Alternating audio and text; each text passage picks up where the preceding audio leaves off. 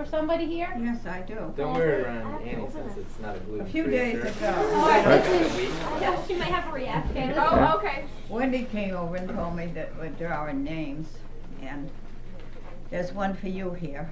And don't tell me who it is, because I'm not supposed to know. And I looked at it and I said, salami. Oh, and the name of Samuel is salami. She keeps looking at me, and I think she wants to know, but I'm not going to tell her. I kept my mouth shut, and I thought, how am I going to find out who salami is?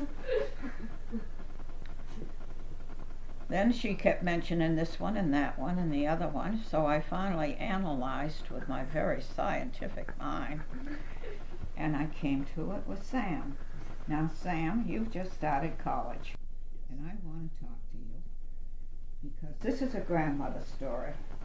In fact, a great-grandmother's story. When I was a mean little kid, about 6 years old, I had to walk 2 miles to school. Got up in the morning, and I was all excited I was going to school, so my mother, with her usual 2 swats of the hairbrush, brushed my hair, got me ready for school, and she said, there, okay, you're all ready, go ahead. And I said, but I don't know where the schoolhouse is. And she said, well, you go down the street, and there'll be some kids going to school, and you can follow them and go to school. Because she had my younger sister Ruth at home. Oh, I said, wow, we lived right in the country, market gardening section. And there weren't any kids that I had to play with near, but anyhow, I went down the road, and I saw this little girl that I knew. I'd seen her walking around, and I said, I'm going to walk to school with you. And she said, okay. So that's how I found my school, because well, pretty soon we started learning how to read. And there was a story about the black crows. Mother Crow says, my children are the best children in the world. Oh, no, they're not, says her neighbor, Mother Crow. She said, my children are the best children in the world. Can't be, because mine are. Well, they got into one of these rows. You've heard them go, fights. Sure enough, they were both right and both wrong, because every mother's children are the best children to her in the world. They just left out my children to me. They left that out. And then there was a story about Little Half Chick. Now this one I want your help on, because I don't understand it to this day, and 80 odd years have expired since I took that trip to school and learned how to read. Little Half Chick, I couldn't figure out whether he was half a chicken or whether he didn't have any feathers on his body. And the kids would be talking about Little Half Chick's story, and I still couldn't figure it out. And then all of a sudden he starts in hollering, the sky is falling, the sky is falling, the sky is falling, the sky is falling. I said, this is a crazy story. This is like some of those fairy tales that my aunt used to read to me. And they always would end up with the frog being kissed by the girl, and the frog turned into a Prince Charming and so forth, and I couldn't understand those either. Well, this chicken story really got me going. And I said, I don't understand about this chicken, Little Half Chick, Little Half Chick. Now, Good throw, Nanny. chicken.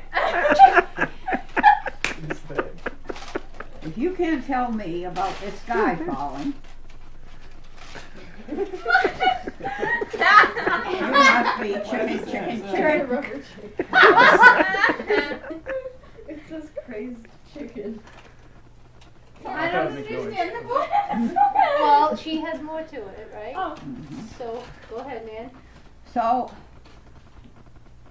I got thinking now, Sam is a smart young man. He's going to college. Maybe he knows why we, in the first grade, learning how to read, were told about the sky falling.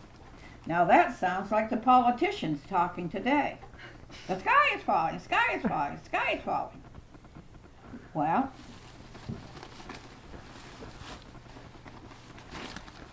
the sky may be falling, but we've got to learn how to hold it up. So that's probably what you're going to school for, to learn how to hold it up. Hold up the sky.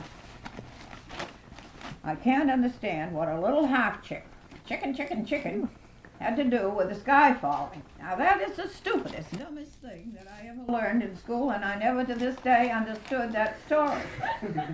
Now if you understand it, you let me know. All I can figure is everything was immoral when I went to school. George Washington, he chopped down the cherry tree and he said, "Oh, Father, I cannot tell a lie. I chopped down with my little hatchet." And I looked at the little hatchet and I said, "Well, I had a little hatchet like that, and the first thing I tried to cut down a tree, it broke right in two. It was just a piece of wood." I don't think George Washington had a real hatchet, and I don't think he ever cut down the cherry tree.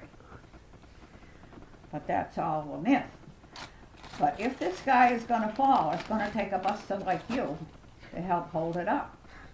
You really got to be on the ball to hold up that sky. So you got to think it over.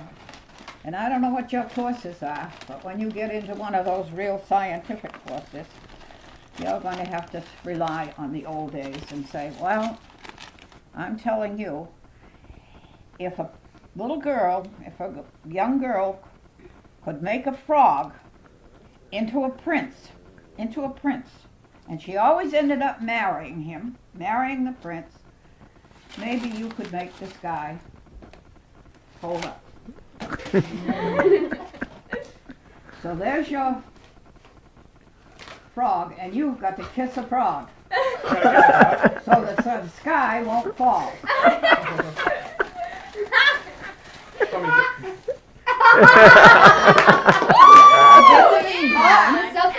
You can protect yourself. Protect yourself from this bomb. Okay.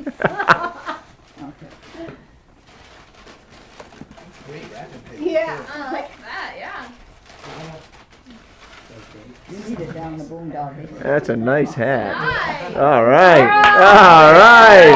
Woo! Well, Sam, you That'll had be a quite chicken. chicken